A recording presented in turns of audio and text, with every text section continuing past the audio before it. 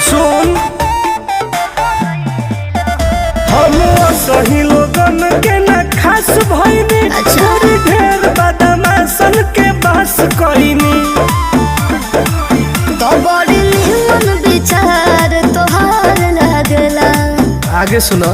बोलो। नमव के हमर जयकार लगेला। अच्छा।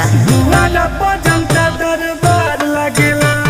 सारा दुश्मन हमर साथ लगेला।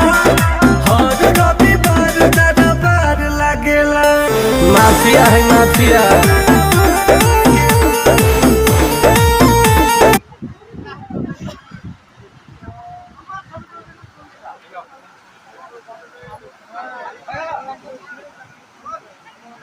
Asik kakak, biar orang coba.